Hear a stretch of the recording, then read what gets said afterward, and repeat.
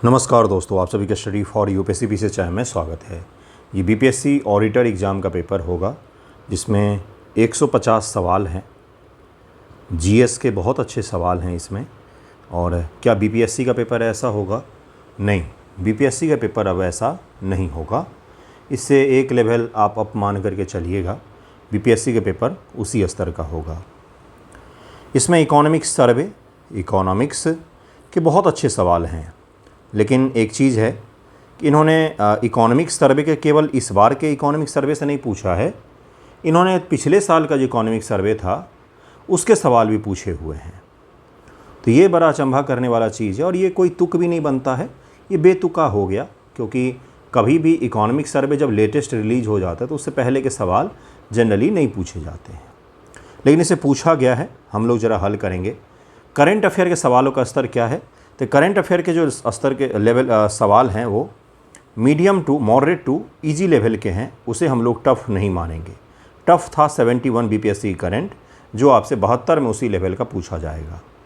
Current जो है वो सुने हुए टॉपिक हैं। हाँ, बीपीएससी का अब जोर जरा रहता है डेटा पर आधारित जो सवाल हैं, जैसे आपको जगह जगह पर डेटा दिखेगा, जिसके कारण से सवाल जो है वो काफ़ी ज़्यादा कठिन हो जाता है। योजनाएँ हों और भी बहुत सारी चीज़ों में आपको डेटा दिखेगा, अंक दिखेंगे, जिसके कारण से सवाल जो है वो कठिन प्रतीत होते हैं। चलिए हल करते हैं कि राजकोषीय घाटा वित्त वर्ष 2021 में जीडीपी का 9.2% से घट करके 2025 तक 5% से नीचे आ गया है। वित्त वर्ष 2026 के लिए राजकोषीय घाटे का लक्ष्य सकल घरेलू उत्पाद के 2% पर निर्धारित किया गया है। सकल घरेलू उत्पाद के अनुपात में राजस्व घाटा वित्त वर्ष 2026 में वित्त वर्ष 2009 के बाद से अब सबसे निचले स्तर पर पहुँच गया है। 2026 में 2009 से सबसे कम हो गया है क्या, ये भी पूछा है। तो ये पिछले साल के ही इकोनॉमिक सर्वे से है और इसमें एक स्टेटमेंट पिछले साल की इकोनॉमिक सर्वे से है, बाकी जो है वो इस साल के इकोनॉमिक सर्वे का स्टेटमेंट है। एक ही सवाल में दो प्रकार के चीज़ों को मिक्स करके पूछा गया है। तो इसका आंसर क्या हो जाएगा? पहला तीसरा यहाँ पर सही है, दूसरा गलत दिया हुआ है, क्योंकि फाइनेंशियल ईयर 25-26 में फिस्कल डेफिसिट का जो टारगेट है वो 2% नहीं है। देखिए यहाँ पर क्या कहा गया है कि लक्ष्य सकल घरेलू उत्पाद के 2% पर निर्धारित किया गया, नहीं, यह 4% पर सकल घरेलू उत्पाद का निर्धारित किया जाता है। तो अगर आप सेकेंड स्टेटमेंट को एलिमिनेट करते तो आप बहुत सारा एलिमिनेट कर ले जाते, और तीसरा तो सही ही दिया हुआ है। तो इसका आंसर 1 और 3 हो जाएगा, इसका आंसर ए हो जाएगा। ये तो सभी को पता होगा कि जून 2025 में विश्व बैंक ने अंतर्राष्ट्रीय गरीबी रेखा को संशोधित करके $3 प्रति व्यक्ति के हिसाब से कर दिया। अमेरिकी डॉलर के हिसाब से प्रतिदिन $3 कम से कम आप कमाएंगे तो गरीबी रेखा के नीचे माना जाएगा। इससे कम कमाते हैं तो ये WHO वर्ल्ड बैंक का नया फॉर्मूला है पॉवर्टी को लेकर के वैश्विक स्तर पर। प्रतिदिन $3 का 2025 में इसको परिवर्तित किया गया था। स्वामित्व पहल, ये सवाल रिपीट है, AEDO में भी पूछा गया है, बीपीएससी में भी पूछा गया है और फिर से यहाँ पर पूछा गया। तो तीसरे का आंसर ए ही हो जाएगा। ग्रामीण क्षेत्रों में ड्रोन आधारित मानचित्रण के माध्यम से भूमि स्वामित्व अभिलेख उपलब्ध करवाना, ये स्वामित्व योजना का लक्ष्य है। यहाँ पर मैच करने को दिया जा रहा है, ये राज्य हैं और यह कुछ योजनाओं के नाम हैं, फिर कहा जा रहा है कि आप इसको मैच कीजिए। तो महाराष्ट्र की योजना का नाम है PIM योजना, सहभागी सिंचाई प्रबंधन। केरल की योजना का नाम है कुटुंबश्री योजना, कुटुंबश्री योजना केरल की योजना है। हरियाणा की योजना है ग्रामीण प्रौद्योगिकी कार्य समूह, अर्थात चौथे का आंसर जो हो जाएगा वो बी हो जाएगा। ए का 2 हो जाएगा, बी का 1 हो जाएगा। 5 नंबर है कि वित्त वर्ष 2022 से वित्त वर्ष 2026 तक भारत सरकार द्वारा पूंजीगत व्यय में कैपिटल एक्सपेंडिचर में प्रतिशत वृद्धि निम्न से किसके सबसे निकट है? सबसे निकट पूछ रहा है, लगभग इसको क्या बोलते हैं, अप्रॉक्सीमेट कितना है, ये आपसे पूछ रहा है। तो 5 का आंसर हो जाएगा डी, बिल्कुल सही दिया हुआ। 89% के आसपास में यह ग्रोथ है। भारत सरकार कैपिटल जो एक्सपेंडिचर है ये बहुत ज़्यादा बढ़ाया है, लगभग में 11.21 लाख करोड़ के करीब में खर्चा कर रही है। 11.21 लाख करोड़, ये आंकड़ा भी याद रखिएगा। वित्त वर्ष 2026 की दूसरी तिमाही के PLFS आंकड़ों के अनुसार, PLFS periodic labour force survey है ना, के अनुसार ग्रामीण महिला कामगारों का सबसे बड़ा हिस्सा निम्नलिखित में कार्यरत है। छठे का आंसर क्या हो जाएगा? इसका आंसर हो जाएगा बी, स्वयं के खाता कर्मचारी नियोक्ता के तौर पर कार्यरत हैं। बी ही इसका उत्तर होगा। आपको अगर पता हो, ये जितने करंट अफेयर मैं करवा रहा हूँ ये न्यूज़पेपर डिस्कशन में हमने सब पढ़ा हुआ है। मैंने जब PLFS पढ़ाया था तो मैंने ये भी कहा था कि जिस प्रकार से नेशनल फैमिली हेल्थ सर्वे का आपके लिए वीडियो लेकर के आया हूँ अलग से, उसी प्रकार से PLFS का भी मैं अलग से आंकड़ा 72 के लिए करवाऊँगा। और PLFS से सवाल भी पूछा गया है।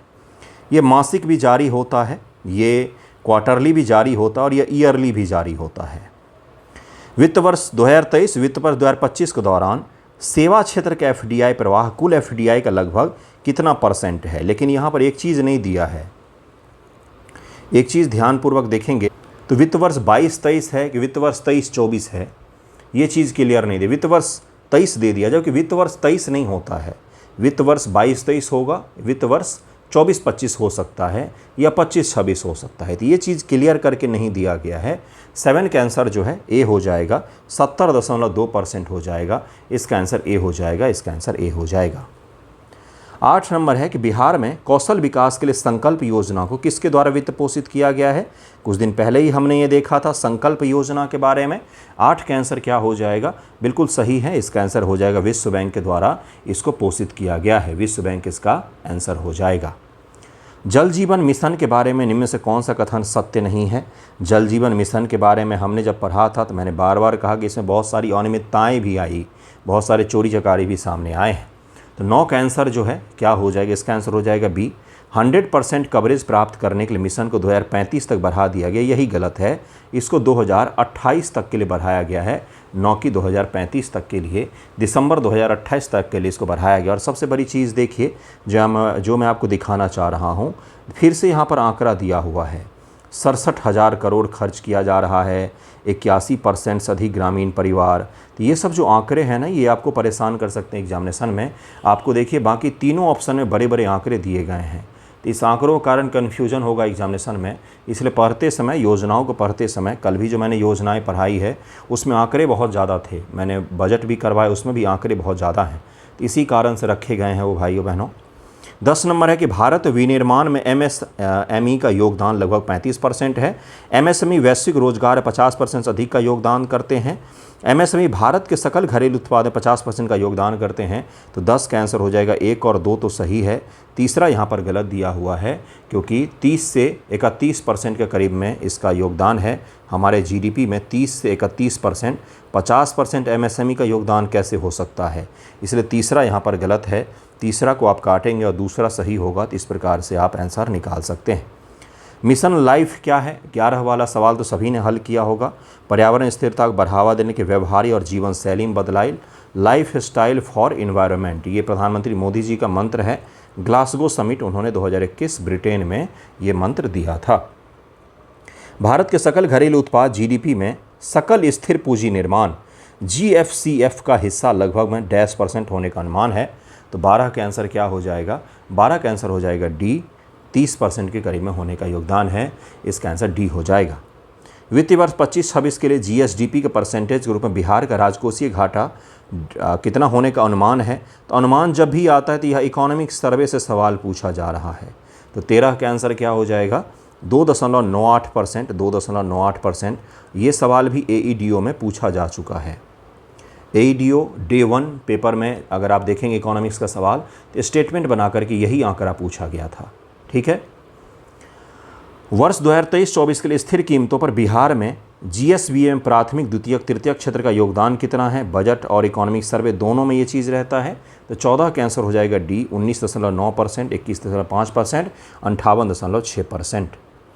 बिहार के निम्नलिखित में किस उत्पाद को भौगोलिक संकेतक GI टैग दिया गया है। तो मिथिला मखान, शाही लीची और कतरनी चावल, ये तीनों ही हो जाएंगे।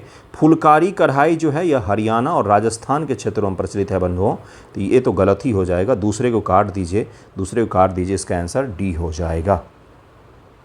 निम्न से कौन सा बिहार स्टार्टअप नीति युवा फ्रेमवर्क का स्तंभ नहीं है। जब मैं कहता हूँ कि नीतियों को फ्रेमवर्क और उनके स्तंभ पिलर्स के साथ पढ़िए, तो इसी कारण से मैं कह रहा होता हूँ। इसका आंसर ये हो जाएगा उद्यमियों के लिए यूनिवर्सल बेसिक इनकम। ये थोड़ा सा लॉजिक लगाइए, जो उद्यमी होंगे सरकार उनको बेसिक इनकम क्या देगी। यूनिवर्सल बेसिक इनकम का मतलब होता है कि हर आदमी को इतना रुपया सरकार बेसिक इनकम के रूप में दे देगी, 10-10 हज़ार हर किसी को देगी। तो किसी उद्यमी को 10-10 हज़ार रुपये क्यों देगी, है ना। थोड़ा सा लॉजिक लगाइए, कॉमन सेंस से भी सॉल्व करते हैं सवालों को। तो इसका आंसर क्या हो जाएगा 16 का आंसर ए ही हो जाएगा। वर्ष 23-24 में परिवहन, भंडारण, संचार क्षेत्रों में वृद्धि के मामले में बिहार भारत के प्रमुख राज्यों में डैश स्थान पर रहा है। परिवहन, भंडारण और संचार क्षेत्र, तो 17 का आंसर हो जाएगा ए, पहले स्थान पर रहा है। सबका बीमा सबकी रक्षा बीमा कानूनों में संशोधन अधिनियम 2025 के साथ भारतीय बीमा कंपनियों में एफडीआई सीमा को बढ़ा करके कितना कर दिया गया है, तो 18 का आंसर क्या हो जाएगा। अब 100% एफडीआई को अनुमति दी जा रही है भारतीय बीमा कंपनियों में। ऑरेंज इकोनॉमी, ये भी एईडीओ में पूछा गया था। रचनात्मक संस्कृति, बौद्धिक संपदा पर आधारित अर्थव्यवस्था को हम लोग ऑरेंज इकोनॉमी कहते हैं। ऑरेंज इकोनॉमी को लेकर समिट भी मुंबई में आयोजित किया गया था। ऑरेंज इकोनॉमी, क्रिएटर्स इकोनॉमी जिसको कहा जाता है, वो यही कहलाता है। 2023-24 बिहार का सकल राजकोषीय घाटा 22-23 की तुलना में लगभग कितना था, ये पिछले साल की इकोनॉमिक सर्वे से यह सवाल है। तो 20 का आंसर क्या हो जाएगा, 20 का आंसर हो जाएगा सी, अर्थात 20.4%। 20.4%, इसका आंसर सी हो जाएगा। 21 सवाल है कि संविधान संशोधन प्रस्तावित करने वाला एक निजी सदस्य के विधेयक के लिए निम्न से क्या आवश्यक है। साधारण बहुमत, विशेष बहुमत, राज्यों द्वारा अनुमोदन, राष्ट्रपति की पूर्व अनुमति, प्रयास नहीं किया गया। तो 21 का आंसर क्या हो जाएगा, इसका आंसर हो जाएगा बी, विशेष बहुमत। तो किसी के लिए भी चाहिए, कोई भी संविधान संशोधन अगर लाया जाएगा, किसी के भी द्वारा लाया जाए, तो उसके लिए विशेष बहुमत जो चाहिए ही चाहिए। निम्न कथन में से कौन सा भारत के महान्यायवादी, महान्याय अभिकर्ता के बीच अंतर को सही रूप से स्पष्ट करता है। 22 का आंसर क्या हो जाएगा। महान्यायवादी भारत का प्रथम विधि अधिकारी है, महान्यायाभिकर्ता द्वितीय विधि अधिकारी होता है। तो इसका आंसर यही हो जाएगा, सही किया हुआ इसका आंसर बी हो जाएगा। भारत न्यायिक स्वतंत्रता मुख्य रूप से निम्नलिखित में किससे संरक्षित होती है। तो अवमानना की शक्ति, निश्चित सेवा शर्तें, कार्यकाल की सुरक्षा, उपरोक्त सभी। तो 23 का आंसर क्या हो जाएगा, 23 का आंसर, इसका आंसर डी हो जाएगा। ये सभी के सभी जो हैं ये मुख्य रूप से न्यायिक स्वतंत्रता, अर्थात सुप्रीम कोर्ट, हाई कोर्ट या न्यायाधीशों को जो काम करने की स्वतंत्रता मिलती है वो इसी चीज़ से मिलती है कि आप उनका आलोचना नहीं कर सकते हैं, उनका सेवा शर्तें तय होती हैं, उनको हटाने की प्रक्रिया बहुत ही मुश्किल है, महाभियोग लाना पड़ता है आपको, और एक कार्यकाल की सुरक्षा होती है, बीच में आप हटा भी नहीं सकते हैं, और वेतन पेंशन कम करने की भी धमकी उन्हें आप नहीं दे सकते हैं। नेक्स्ट सवाल है, यदि प्रधानमंत्री इस्तीफा दे दें या उनका निधन हो जाता है तो क्या होगा। 24 का आंसर क्या हो जाएगा भाई, मंत्रिपरिषद स्वतः भंग हो जाती है। इसका आंसर ए हो जाएगा। प्रधानमंत्री इस्तीफा दें या फिर कुछ भी करें, हट जाएं अपने पद से, या जैसा लिखा हो ऐसा नहीं होना चाहिए। अगर होता है किसी के साथ भी तो मंत्रिमंडल जो है पूरा भंग हो जाता है। 10वीं अनुसूची का दल बदल विरोधी कानून निम्न से किस उद्देश्य से बनाया गया था। 25 का आंसर क्या हो जाएगा, बी हो जाएगा। दलीय अनुशासन सुनिश्चित करने और बार बार दल बदल से उत्पन्न राजनीतिक अस्थिरता को रोकने के लिए। आया राम गया राम की कहानी आपने सुना होगा। ये कहानी, ये मुहावरे ऐसे ही नहीं बने भाई, सच में एक थे राम जी जो एक 24 घंटे के अंदर 7-8 पार्टी बदली थी उन्होंने।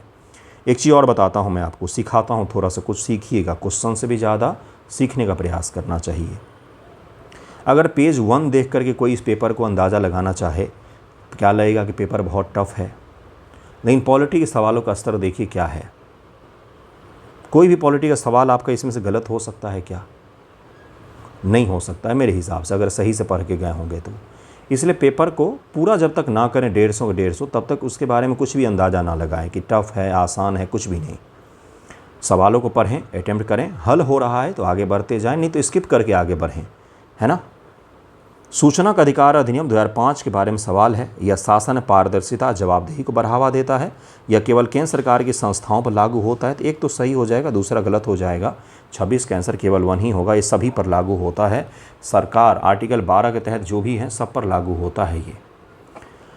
भारत में नियंत्रण संतुलन प्रणाली का सर्वोत्तम उदाहरण निम्न से कौन सा है। 27 का आंसर क्या हो जाएगा।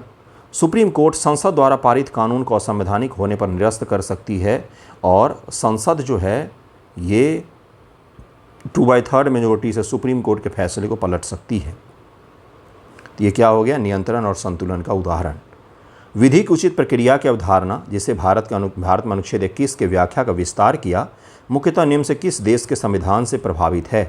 तो 28 का आंसर क्या हो जाएगा, यह यूएसए के संविधान से प्रभावित है। इसका आंसर ए हो जाएगा। यूएसए की प्रोसेस है जिसका नाम है ड्यू प्रोसेस कॉन्सेप्ट। क्या माना जाता है उसको? ड्यू प्रोसेस कॉन्सेप्ट का प्रभाव माना जाता है। अनुच्छेद 243 के अंतर्गत गठित राज्य निर्वाचन आयोग निम्न से किसके लिए उत्तरदायी है? फिर से यहाँ पर हिंदी मीडियम के साथ गलत किया है। 243 के कभी भी नहीं लिखना चाहिए, इंग्लिश के लिए लिखिए। हिंदी के लिए क ख ग घ में लिखा जाता है तो वही लिखना चाहिए, इस प्रकार से नहीं लिखा जाता है। तो 29 का आंसर क्या हो जाएगा? इसका आंसर हो जाएगा डी, पंचायत और नगर पालिका के सभी चुनाव का संचालन से जुड़ी हुई है ये। इसका आंसर डी हो जाएगा। स्टेट इलेक्शन कमीशन पंचायत और नगर पालिका दोनों के चुनाव से जुड़ा है। इसका आंसर डी हो जाएगा। नेक्स्ट सवाल है, वित्त आयोग के संबंध में निम्नलिखित कथन पर विचार करें। इसका गठन प्रत्येक 5 वर्ष में किया जाता है। यह केंद्र राज्य के बीच वित्तीय संसाधन के वितरण की सिफारिश करता है। तो 30 का आंसर क्या हो जाएगा? सी हो जाएगा। भारत में मौजूदा राज्यों के क्षेत्रफल सीमाओं के नाम में परिवर्तन के संबंध में कौन सा कथन सत्य दिया हुआ है? 31 का। 4 स्टेटमेंट दिए गए हैं 31 का। इसका आंसर हो जाएगा डी, 1, 2, 3 सही है। संसद इस संबंध में राज्य विधानमंडल विचारों को स्वीकार करने के लिए बाध्य है। बिल्कुल भी नहीं। चौथा को मैं काटूंगा और उसके बाद से पढ़िए क्या है। राष्ट्रपति को विधेयक को राज्य विधानमंडल उसके विचार व्यक्त करने के लिए भेजना आवश्यक है। हाँ बिल्कुल, राष्ट्रपति विचार करने के लिए विधानमंडल को भेजते हैं, लेकिन विधानमंडल क्या अपने विचार दे रहा है ये मानना राष्ट्रपति के लिए बाध्यकारी नहीं है। तो मैंने केवल 2 स्टेटमेंट पढ़ा, 3 और 4 पढ़ा और मैं इसका आंसर निकाल ले गया। तो इस प्रकार से भी हल कर सकते हैं एलिमिनेशन के जरिए, अगर आपको फैक्ट्स नहीं पता हो तो। भारत के कैग के बारे में कौन सा कथन सत्य दिया हुआ है? नियंत्रक महालेखा परीक्षक की नियुक्ति भारत के राष्ट्रपति द्वारा की जाती है। सेवानिवृत्ति के बाद नियंत्रक महालेखा परीक्षक भारत सरकार के अधीन कोई अन्य पद धारण कर सकते हैं, लेकिन राज्य सरकार के अधीन नहीं। कैग को केवल सर्वोच्च न्यायालय के न्यायाधीश के समान तरीके और आधार पर ही हटाया जा सकता है। तो 32 का आंसर क्या हो जाएगा? 1 और 3 तो सही है, दूसरा यहाँ पर गलत दिया हुआ है। दूसरा गलत दिया हुआ है। क्या है भाई ये? तो दूसरा इसलिए गलत दिया हुआ है क्योंकि कैग की नियुक्ति प्रेसिडेंट करते हैं। रिमूवल सुप्रीम कोर्ट के जज जैसी प्रक्रिया से होता है। रिटायरमेंट के बाद गवर्नमेंट ऑफिस लेने वाला स्टेटमेंट जो है यहाँ पर ये गलत दिया हुआ है। कोई भी अदम पद धारण नहीं कर सकते हैं। संसद संविधान के किसी भी भाग में संशोधन कर सकती है, जिसमें भाग 3 भी शामिल है, लेकिन वह संविधान की मूल संरचना को नष्ट नहीं कर सकती। यही तो केशवानंद भारती का मामला है, उसका फैसला यही तो है। सर्वोच्च न्यायालय गोलकनाथ मामले में 1967 में यह माना था कि संसद भाग 3 में संशोधन नहीं कर सकती है। तो 33 का आंसर हो जाएगा। बिल्कुल सही है, दोनों के दोनों सही है। और स्पष्टीकरण भी नहीं दिया हुआ है। स्पष्टीकरण नहीं दिया हुआ है बल्कि दोनों सही दिए हुए हैं। दोनों कथन अपने आप में फैक्चुअली सही हैं, बस स्पष्टीकरण नहीं है दूसरा पहले का। निम्न से कौन मौलिक अधिकारों पर सलाहकार समिति के अध्यक्ष थे? तो 34 का आंसर हो जाएगा सरदार वल्लभ भाई पटेल थे। सरदार पटेल थे। 35 नंबर पर चलते हैं। निम्न से कौन कौन भारतीय संविधान के अंतर्गत मौलिक कर्तव्य में शामिल है? मौलिक कर्तव्य में कौन कौन सा शामिल है भाई? तो इसका आंसर हो जाएगा ये सारे ही शामिल हैं, सबके सब शामिल हैं। हिंसा का त्याग करें, वैज्ञानिक सोच को बढ़ावा देना, वनों की रक्षा करना, सबके सब इसमें शामिल हैं। शांति अधिनियम 2025 किससे संबंधित है? तो मैंने बताया था इसका 36 का आंसर क्या हो जाएगा? इसका आंसर हो जाएगा परमाणु ऊर्जा, आणविक ऊर्जा क्षेत्र से यह संबंधित है।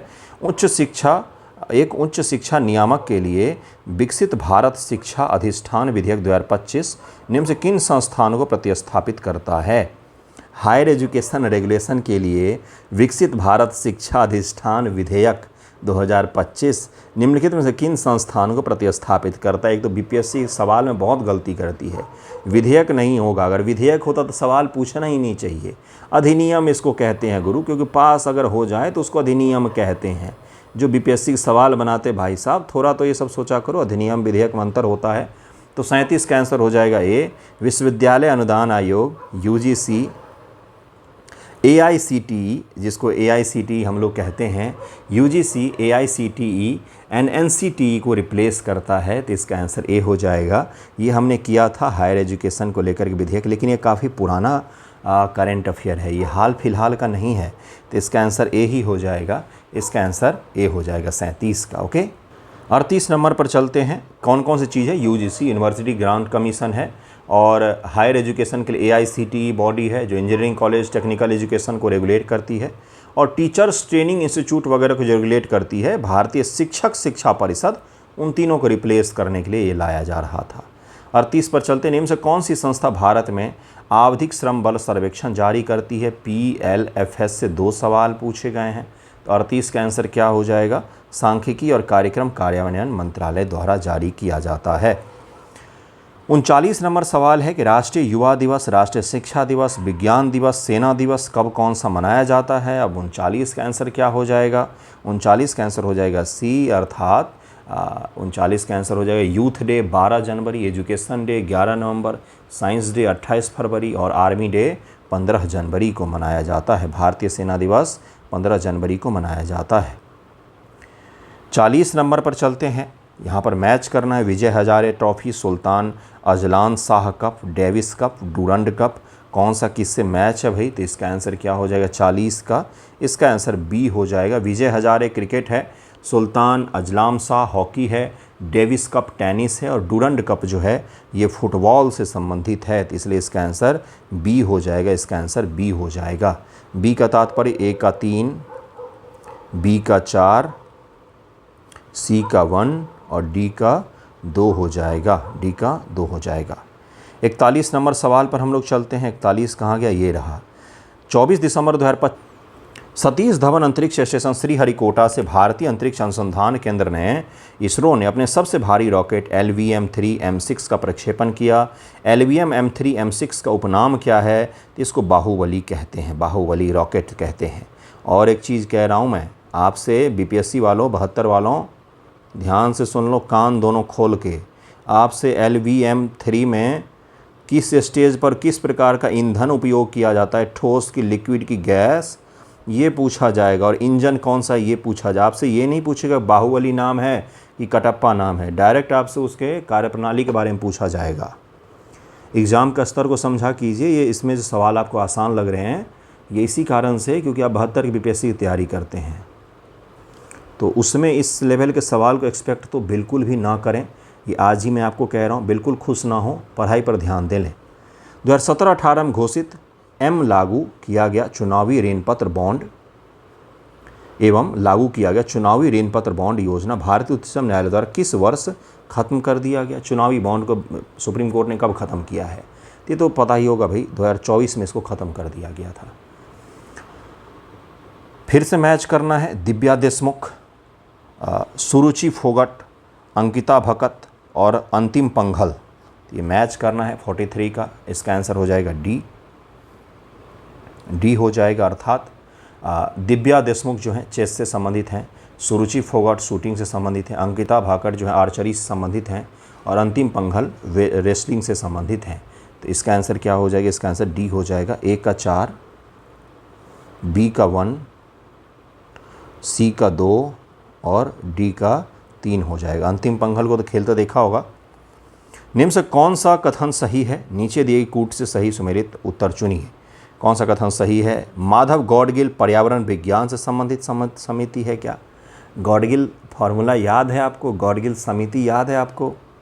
के कस्तूरीरंगन आयोग याद है क्या? कुछ दिन पहले हमने किया था। के कस्तूरीरंगन दूसरे क्षेत्र से जुड़ा हुआ है। यहाँ पर समितियाँ नहीं पूछा गया, यहाँ पर पूछा गया है कि किससे संबंधित हैं। माधव गॉडगिल, के कस्तूरीरंगन, राजगोपाल चिदम्बरम, ओबैद सिद्दीकी, कौन से किस क्षेत्र से संबंधित है ये उनके नाम के साथ दिया गया है। अब आपको बताना है कि कौन सा इसमें सही है। ये सबसे बेहतरीन सवाल में से एक है, काफ़ी यूनिक सवाल है ये। 44 का आंसर क्या हो जाएगा? इसका आंसर हो जाएगा सी, 1, 2, 3, 4। देखिए, माधव गॉडगिल पर्यावरण से क्षेत्र से जुड़े हुए हैं। कस्तूरीरंगन साहब जो हैं ये इसरो के इससे पहले के पूर्व प्रमुख रहे हैं और ये पश्चिमी घाट को लेकर आयोग में भी अध्यक्षता की थी कस्तूरीरंगन साहब ने। राजगोपाल चिदम्बरम नाभिकीय विज्ञान क्षेत्र से जुड़े हुए हैं और ओबैद सिद्दीकी जो हैं जेनेटिक्स से जुड़े हुए प्रमुख वैज्ञानिकों में से एक हैं। तो इसका आंसर सी हो जाएगा। निम्न से कौन सा कथन सही नहीं है? ये आपसे पूछा जा रहा है। 4 स्टेटमेंट है यहाँ पर। देखिए क्या है, भारत का राष्ट्रीय पंचांग शक संवत पर आधारित है। राष्ट्रीय पंचांग चैत्र को प्रथम माह अपनाता है। राष्ट्रीय पंचांग 26 नवंबर 1949 को आधिकारिक रूप से अपनाया गया था। क्या 26 नवंबर 1949 को अपनाया गया? नहीं, नेशनल कैलेंडर के तौर पर इसको 22 मार्च 1957 से अपनाया गया है। तो इसलिए इसका तीसरा गलत होना चाहिए।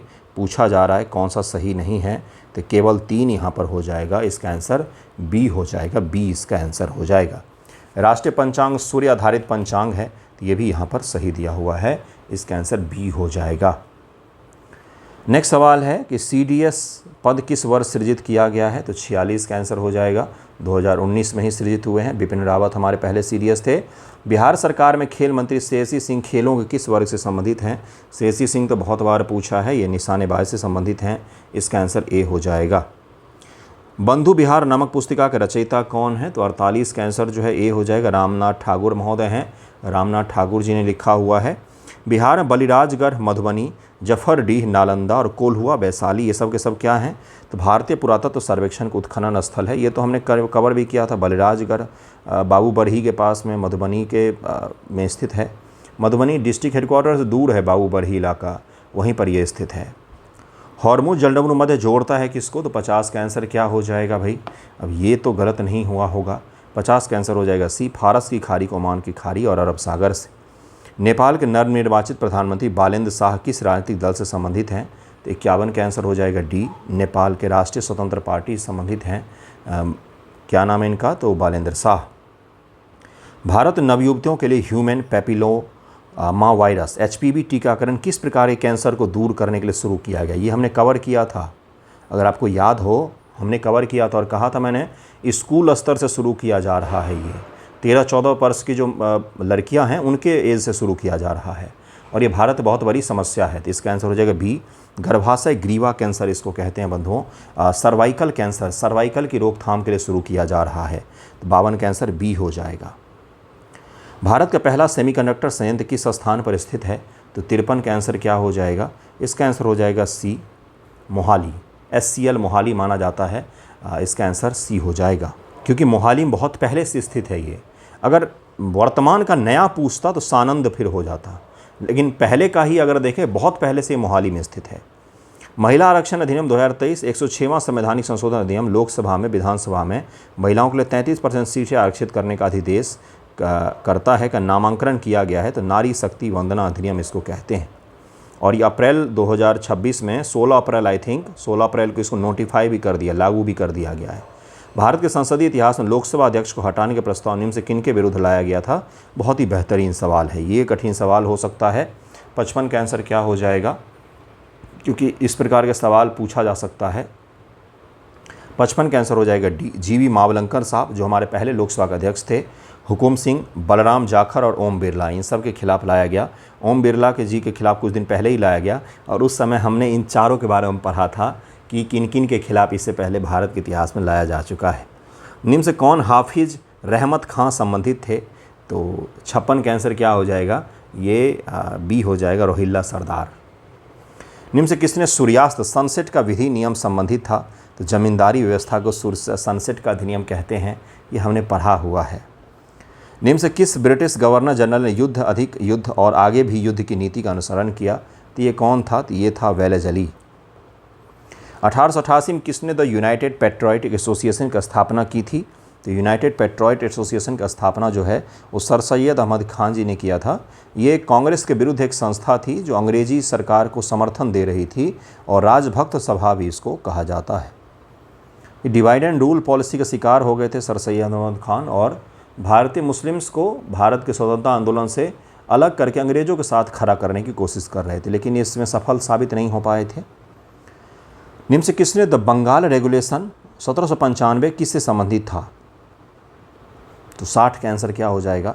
शिशु हत्या संबंधित था। शिशु हत्या का अपराध घोषित करने से यह जुड़ा हुआ था। निम्नलिखित में 1913 में किस विदेशी नगर में हिंदी एसोसिएशन का गठन हुआ था? 61 का आंसर हो जाएगा डी, पोर्टलैंड में गठन हुआ था।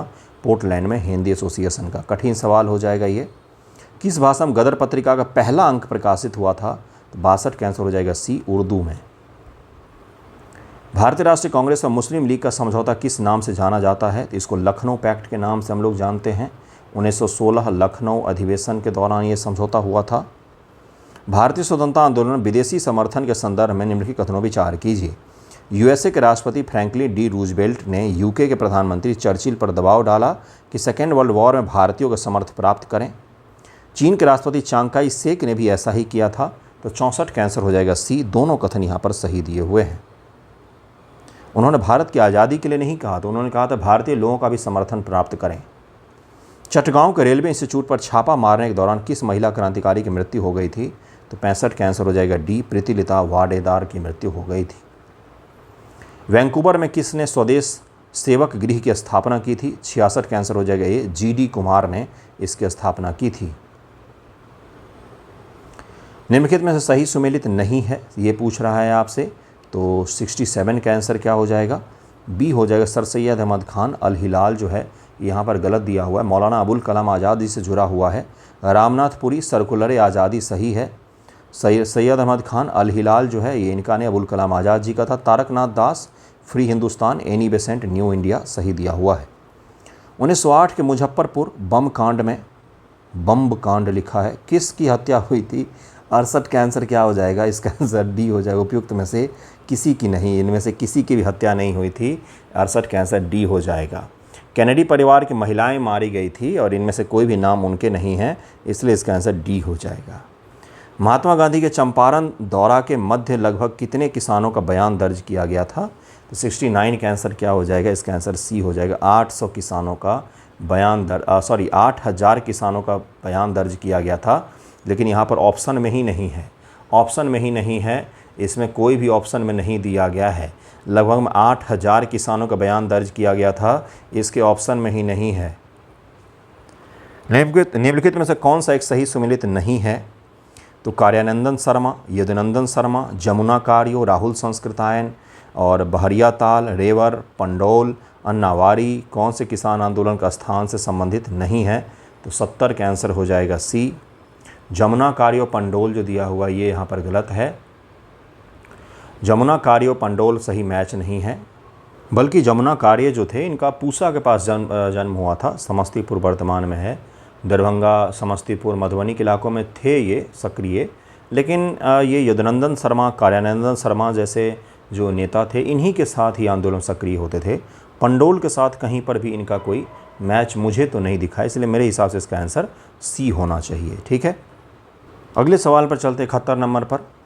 देखिए क्या है, सत्यमेव जयते कौन से उपनिषद से है भाई? तो मुंडक उपनिषद से लिया गया है। राजा मेनांडर प्रथम भिक्षु नागसेन के बीच संवाद पर आधारित प्रसिद्ध बौद्ध ग्रंथ मिलिंद पन्हो नाम है इसका।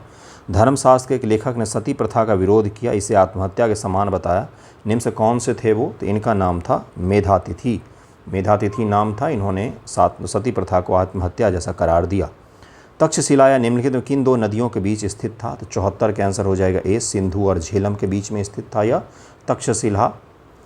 किस प्राचीन भारतीय महिला को प्रारंभिक बौद्ध ग्रंथ में थेरी गाथा लिखने का श्रेय दिया जाता है? 75 का आंसर हो जाएगा सी, इनका नाम खेमा था, इन्होंने लिखा है, इनको यह श्रेय दिया जाता है। प्रसिद्ध कवि अमीर खुसरो निम्नलिखित में से सबके समकालीन थे सिवाय किसके? तो 76 का आंसर क्या हो जाएगा? इसका आंसर जो है इनमें से कोई नहीं हो जाएगा, क्योंकि इन सब के समकालीन हैं वो, इनमें से कोई से भी मैच नहीं हो रहा है, इसलिए इनमें से कोई सा भी आंसर नहीं होना चाहिए। पता नहीं किस हिसाब से सवाल सेट किया गया है। अबुल फजल किस सूफी संत के पुत्र थे? तो 77 का आंसर क्या हो जाएगा भाई?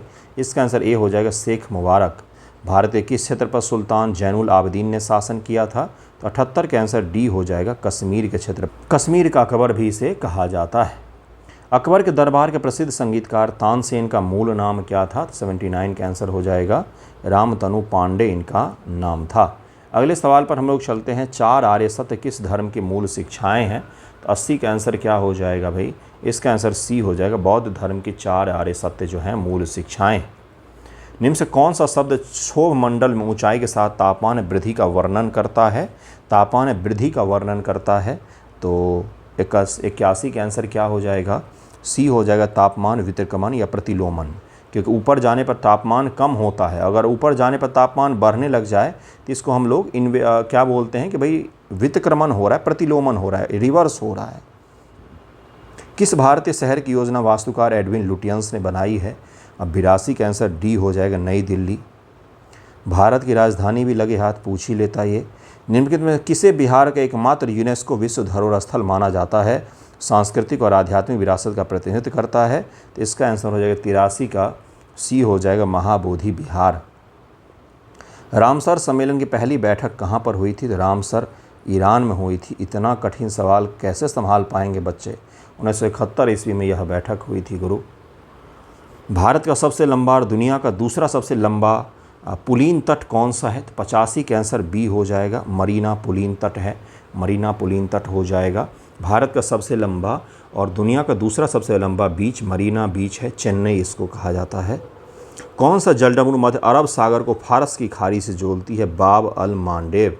इसलिए मैंने कहा कि लगे हाथ भारत की राजधानी, बिहार की राजधानी, ये सब पूछ ही लेना चाहिए था।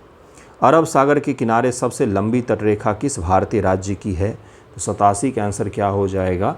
इसका आंसर जो है वो हो जाएगा डी, सबसे लंबी तटरेखा गुजरात राज्य की है। सैन एंड्रियास फॉल्ट पर कौन सी दो विवर्तनिकी प्लेटें मिलती हैं? 88 का आंसर हो जाएगा सी, प्रशांत प्लेटें और उत्तरी अमेरिकी प्लेटें मिलती हैं। हिमाचल प्रदेश की सबसे बड़ी प्राकृतिक झील कौन सी है? सबसे बड़ी प्राकृतिक झील पूछ रहा है तो 89 का आंसर जो है ये हो जाएगा सी, रेणुका झील है। लेकिन भारत की सबसे छोटी रामसर स्थलों में से एक भी यह मानी जाती है, रेणुका लेक। भारत में खाद्य व्यवसायों के लिए अस्थायी लाइसेंस और अनुपालन सुधार किस संगठन ने शुरू किया? तो 90 का आंसर जो है सी हो जाएगा, राष्ट्रीय कृषि और ग्रामीण विकास बैंक नाबार्ड ने इसको शुरू किया हुआ है। क्या है? तो इसका आंसर हो जाएगा सी। सॉरी, इसमें मिस्टेक कर दिया मैंने, बोल रहा हूँ मैं सी, मार रहा हूँ डी। FSSAI ने शुरू किया है, नाबार्ड ने नहीं। नाबार्ड तो ग्रामीण कृषि विकास बैंक है, FSSAI ने शुरू किया है। सी इसका आंसर हो जाएगा। रेस्टोरेंट इत्यादि का आपको लाइसेंस वगैरह भी लेना पड़ता है FSSAI से, अगर अच्छा बनाते। FSSAI सर्टिफाई भी करती है, ठीक है, कि इस रेस्टोरेंट में हर चीज़ सही बन रहा है। 90 का आंसर वैसे सी हो जाएगा, FSSAI हो जाएगा। योग महोत्सव 2026 के दौरान आयुष मंत्रालय ने एडवांस वाई ब्रेक कोर्स शुरू किया है, यह किस प्लेटफॉर्म पर उपलब्ध है? तो 91 का आंसर हो जाएगा बी, कर्मयोगी भारत प्लेटफॉर्म पर यह उपलब्ध है। सीमेंट निर्माण क्षेत्र में कार्बन कैप्चर विकसित करने के लिए राष्ट्रीय सीमेंट एवं भवन सामग्री परिषद ने किस स्टार्टअप के साथ साझेदारी की है? तो 92 का आंसर हो जाएगा B, trace zero technology private limited के साथ साझेदारी की है। 72 में आपसे ये पूछेगा कि हमने क्यों बोला है कि सीमेंट उद्योग में हमें उत्सर्जन नहीं करना है? क्योंकि EU के साथ हमने ट्रेड डील साइन किया है, तो EU में कार्बन टैक्स लागू हुआ है, तो वो हमारे सीमेंट को एक्सेप्ट ही नहीं करेंगे। तो हमारे सीमेंट इसीलिए अब उन्नत टेक्नोलॉजी से बनाए जाएंगे जिससे उत्सर्जन ना हो, हमें भी लाभ होगा पर्यावरण का, और EU में भी बेच पाएंगे। BPSC में ये पूछेगा आपसे, इसरो के उच्च थ्रस्ट CE-20 क्रायोजेनिक इंजन का परीक्षण किस केंद्र पर किया गया? 93 का आंसर हो जाएगा सी, इसरो propulsion कॉम्प्लेक्स महेंद्रगिरी में इसका किया गया है, ठीक है। भारतीय रेलवे ने बाजवा अहमदाबाद खंड पर स्वदेशी सुरक्षा प्रणाली कवच का कौन सा संस्करण चालू किया है? 94 का आंसर बी हो जाएगा, कवच 4.0 को चालू किया गया है। दिसंबर 2025 तक पूरे भारत में कितनी वंदे भारत ट्रेनें चालू थी? 95 का आंसर क्या हो जाएगा? बी, 164। डिजिटल इंडिया भूमि अभिलेख आधुनिकीकरण कार्यक्रम के अंतर्गत लैंड स्टैक पायलट परियोजना किन दो क्षेत्रों में शुरू की गई थी? तो 96 का आंसर हो जाएगा डी, केंद्र शासित राज्य चंडीगढ़ और तमिलनाडु में। निम्न से कौन सा विश्व का सबसे अधिक उपयोग किए जाने वाला अंतर्देशीय जलमार्ग है? तो 97 का आंसर हो जाएगा ए, राइन जलमार्ग है। राइन जलमार्ग है, ये सबसे ज़्यादा उपयोग किया जाता है। 98 नंबर है, दुनिया का सबसे व्यस्त समुद्री मार्ग कौन सा है? 98 का आंसर हो जाएगा बी, उत्तरी अटलांटिक समुद्री मार्ग। अटलांटिक महासागर के उत्तरी वाला, अमेरिका से यूरोप की ओर जाने वाला। UNEP संयुक्त राष्ट्र पर्यावरण कार्यक्रम के अनुसार अर्ध शुष्क क्षेत्रों के लिए शुष्कता सूचकांक क्या है? तो 99 का आंसर क्या हो जाएगा? बी, 0.20 से 0.50 के बीच में है। कावेरी नदी डेल्टा में चिकने चमड़ी वाले उद्भिलाव के संरक्षण के लिए किस राज्य सरकार ने पहल शुरू की है? तो 100 का आंसर हो जाएगा ए, तमिलनाडु सरकार ने इसके लिए काम करना शुरू किया है। नेक्स्ट पर चलते हैं हम लोग। अगला कौन सा है? 101 नंबर है, निम्न से कौन सा युग्म द्रव कहलाता है? 101 का आंसर क्या हो जाएगा? डी, बी और सी दोनों ही, जल और ऑक्सीजन गैस, वायु और कोई भी द्रव। तो इसका आंसर डी हो जाएगा, 101 का आंसर डी हो जाएगा। द्रव फ्लूइड में लिक्विड और गैस दोनों आते, इसलिए जल, ऑक्सीजन और वायु द्रव दोनों ही यहाँ पर सही दिए हुए हैं। नीचे दिए दो कथनों में दिए गए हैं और आपको सही देखना है कि अभिकथन और कारण में से। कोयला या पेट्रोलियम उत्पादों के जलने से वायु प्रदूषण होता है। कोयला और पेट्रोलियम ऊर्जा गैर नवीकरणीय स्रोत हैं, तो 102 का आंसर हो जाएगा बी, दोनों सही हैं। और व्याख्या गलत दिया हुआ है, क्योंकि नवीकरणीय और अनवीकरणीय प्रदूषण के आधार पर नहीं होता है, वो तो इस आधार पर होता है कि कौन सा संसाधन सीमित है और कौन सा असीमित है। ट्रांजिस्टर बनाने में अक्सर उपयोग किए जाने वाला 2 तत्व कौन सा है? तो 103 का आंसर बी हो जाएगा, सिलिकॉन और जर्मेनियम। ट्रांजिस्टर ही तो भाई सेमीकंडक्टर से बनता है, उसी से सारे गेट से मिलकर ट्रांजिस्टर बनता है, अलग अलग ट्रांजिस्टर से मिलकर के लॉजिक के बहुत सारे छोटे छोटे चिप बनते हैं। निम्नलिखित ठोस पिंडों पर विचार करें, उन्हें परिणाम के अनुसार भारी से हल्के क्रम में व्यवस्थित करें। भारी से हल्का के क्रम में 104 का आंसर जो है वो हो जाएगा डी। पृथ्वी का टोटल द्रव्यमान 1, पृथ्वी पर मौजूद कुल ठोस पदार्थों का द्रव्यमान 3। फिर किससे हो जाएगा? एक कृत्रिम उपग्रह का द्रव्यमान छोटा होता है वो, फिर परमाणु का द्रव्यमान, तो सबसे लास्ट में वही आएगा। इतना भारी भरकम चीज़ सबका मैच करने दिया हुआ था, बहुत कठिन था ये तो। ऑप्टिकल फाइबर का उपयोग चिकित्सा गतिविधियों मुख्य रूप से किसके लिए किया जाता है? 105 का आंसर हो जाएगा ए, एंडोस्कोपी के लिए किया जाता है। 106 है, दूरी के निम्नलिखित इकाइयों का विचार करें और उन्हें परिमाण मैग्नीट्यूड में छोटे से बड़े क्रम में व्यवस्थित करें। Millimetre, micrometer, picometre, nanometre. 106 का आंसर क्या हो जाएगा? छोटे से बड़े क्रम में अगर आप इसे लगाते हैं तो इसका जो क्रम आएगा वो आएगा सबसे पहले 4 नैनोमीटर 10⁻⁹ होता है, फिर माइक्रो आ जाएगा 10⁻⁶ हो जाता है, 4 2 उसके बाद से कौन सा आएगा भाई? तो 4 2 1 आ जाएगा, फिर मिलीमीटर आ जाएगा, जिसको कहते हैं, फिर आएगा पिकोमीटर 3, लेकिन ये वाला इसमें दिया ही नहीं हुआ है। 4 2 1 3 इसमें दिया ही नहीं हुआ है, 4 2 1 3 इसमें दिया ही नहीं हुआ है। ठीक है, इंग्लिश में शायद कुछ और लिखा हो, लेकिन यहाँ के हिसाब से तो इसका आंसर नहीं दिया हुआ है। बैरोमीटर के तापमान में अचानक गिरावट क्या दर्शाती है? तो 107 का आंसर क्या हो जाएगा? तूफानी मौसम। सूची 1 सूची 2 को मैच कीजिए। एक पासा, एक फुटबॉल, एक नई पेंसिल, एक आइसक्रीम कोन, शंकु, बेलन, घन और गोला। 108 का आंसर हो जाएगा सी। ए का 3, बी का 4, सी का 2, डी का 1। अब ये क्या पूछा है? तांबे के एक ठोस गोले को गर्म करने पर निम्नलिखित में से परिवर्तन देखा जाएगा। ठोस गोला है, उसको हीट देकर के गर्म कर रहे हैं, तो क्या होगा भाई? 109 का आंसर हो जाएगा डी। गोले की त्रिज्या बदल जाएगी, सिकुड़े या फैले, बदलना तो है ही। गोले का पृष्ठीय क्षेत्रफल जो है ये भी चेंज होगा, छोटा होगा या बड़ा होगा, कुछ भी हो, बदलना तो है ही। द्रव्यमान तो वही रहता है हमेशा। कथन कारण दिया हुआ है, यदि कोई व्यक्ति घड़ी पहने हुए किसी मीनार की चोटी से गिरता है, ये पूछ रहा है, तो मुक्त पतन के दौरान घड़ी सही समय बताती है। घड़ी का कार्य स्प्रिंग की क्रिया पर निर्भर करता है, इसका गुरुत्वाकर्षण से कोई संबंध नहीं है। 110 का आंसर क्या हो जाएगा? सही दिया हुआ है, और दोनों के दोनों भाग व्याख्या भी सही कर रहे हैं। निम्न से कौन सा ब्रॉन्स्टेड अम्ल एवं ब्रॉन्स्टेड क्षार दोनों जैसा कार्य करता है? ब्रॉन्स्टेड छल अम्ल और ब्रॉन्स्टेड क्षार दोनों जैसा काम करता है, तो इसका आंसर हो जाएगा बी। HCO3 माइनस जो है ये प्रोटॉन डोनेट और एक्सेप्ट दोनों कर सकता है, इसके लिए दोनों जैसा यह काम करेगा। निनाहिड्रिन परीक्षण में प्रयुक्त होता है। 112 का हो जाएगा। अमीनो एसिड की पहचान करने के लिए इसका उपयोग किया जाता है। निम्न से किसका बॉन्ड ऑर्डर समान है? बॉन्ड ऑर्डर इस समान है, तो 113 का आंसर क्या हो जाएगा? ए 1 और 3 का, CN- और NO+ का बॉन्ड ऑर्डर जो है समान है। CN- और NO+ दोनों 10 इलेक्ट्रॉन स्पीसीज हैं, तो बॉन्ड ऑर्डर 3 होता है इनका। निम्न से कौन सा अनुचुंबकीय है? तो 114 का आंसर हो जाएगा बी। O2। O2 जो है इसको हम लोग क्या बोलते हैं? इसको हम लोग बोलते हैं अनपेयर्ड इलेक्ट्रॉन्स होते हैं इसमें, जिसके कारण से इसको पैरामैग्नेटिक कहा जाता है। कार्बोक्सी पेप्टिडेज किस धातु का एंजाइम है? 115 का आंसर क्या हो जाएगा? सी हो जाएगा, Zn का एंजाइम है। कार्बोक्सी पेप्टिडेज जो है यह जिंक मेटालोन एंजाइम है, जिंक का यह एंजाइम होता, बस इतना भी याद रखेंगे तो सही रहेगा। राउल्ट का नियम गणितीय रूप से प्रदर्शित किया जाता है। 116 का आंसर हो जाएगा ए। इस प्रकार से प्रदर्शित किया जाता है। अगले सवाल पर चलते हैं। 117 कौन सा एल्यूमिनियम का अयस्क नहीं है? 117 का आंसर हो जाएगा बी। गैलेना। गैलेना जो है ये एल्यूमिनियम का नहीं है, ये लेड का ओर है, लेड का। मैच करना है आपको, इधर दिए हुए हैं फॉर्मूला और इधर दिया हुआ है नाम, उनके साथ में आपको मैच करना है। तो 118 का आंसर जो है वो ए हो जाएगा। ए का 4,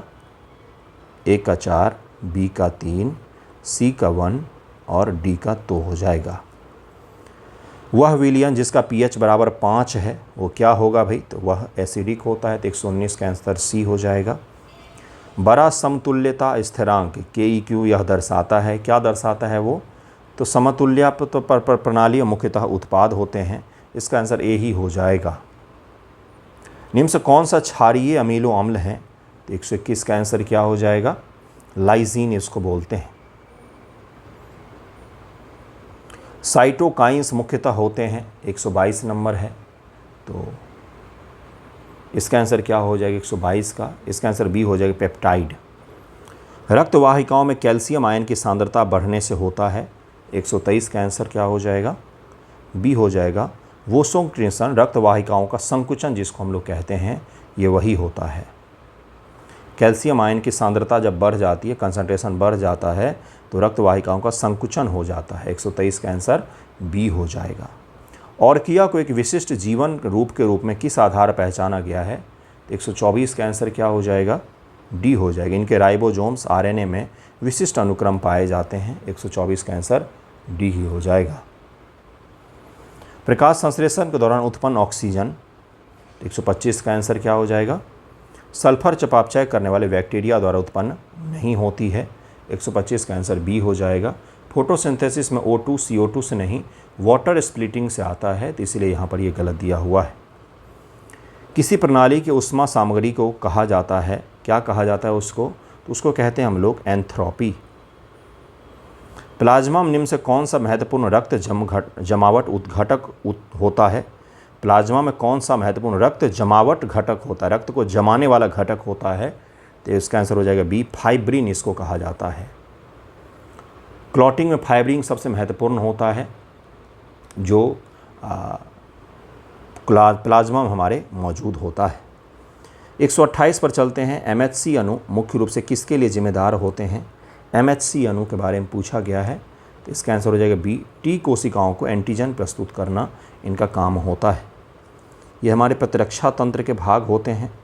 पैराक्राइन सिंगलिंग अणुओं की क्रिया सीमा सीमित होती है क्योंकि वे क्या होते हैं भाई? तो इसका आंसर हो जाएगा 129 का। तेज़ी से विकसित हो जाते हैं या अस्थिर होते हैं, इसके कारण से इसका आंसर बी हो जाएगा। सूक्ष्म मसल में B2 एंड्रीनर्जिक रिसेप्टर के सक्रिय होने से क्या होता है? तो 130 का आंसर हो जाएगा। मांसपेशियों का शिथिलीकरण होता है, इसका आंसर बी हो जाएगा। दिए गए अनुक्रम पैटर्न पूरा करने वाली संख्या, सवाल 130 तो मैंने कर दिए हैं, लेकिन 2 जगहों पर छोटे छोटे मिस्टेक हुए हैं जल्दबाजी के चक्कर में, उन्हें भी करेक्ट कर ही लेते हैं। क्योंकि मैंने एक बार रिव्यू किया तो मुझे ऐसा लगा कि यार 2 जगहों पर सवाल में मिस्टेक हुआ है। एक तो ये था मिलीमीटर माइक्रोमीटर, इसका भी सही होना चाहिए। पिकोमीटर जो है, तो इसका जो सही सी ही आंसर होगा, सी ही आंसर होगा। सबसे छोटे सबसे बड़े की ओर जाना है। पिकोमीटर सबसे छोटा होता है, मैंने नैनोमीटर के सबसे छोटा कह दिया था। तो पिकोमीटर 3 इसका आ जाएगा, 3 4 2 1 इसका आंसर हो जाएगा सी। और एक और में छोटा सा मिस्टेक था क्योंकि मैंने नाम पूरा नहीं पढ़ा, वो था 76 नंबर था शायद, त्रुटिपूर्ण मैंने, हाँ यहाँ पर शमसुद्दीन इल्तुतमिश, तो शमसुद्दीन केवल मैंने पढ़ा था, इल्तुतमिश नहीं पढ़ा था। तो इल्तुतमिश इसका आंसर हो जाएगा, तो इसका आंसर सी हो जाएगा। और 106 का आंसर मैंने आपको बता दिया सी। तो ये दोनों यहाँ पर आंसर हो जाएंगे, बाकी सारे के सारे सही करवाए हैं मैंने। बहुत जल्दी पेपर रिकॉर्ड करना होता है तो इस तरह की चीज़ें होती है। फिर भी अगर आपको किसी में कोई मिस्टेक लगे तो मुझे बताइएगा, स्वीकार भी करना होता है और उसको सही भी करना होता है। करेंट अफेयर के तो मैक्सिमम सवाल मैंने 100% सही करवाए हैं और बाकी सारे सवाल भी सही हैं। 2 में त्रुटि हुई थी, उस त्रुटि को भी करेक्ट कर दिया है। धन्यवाद आप सभी का वीडियो देखने के लिए।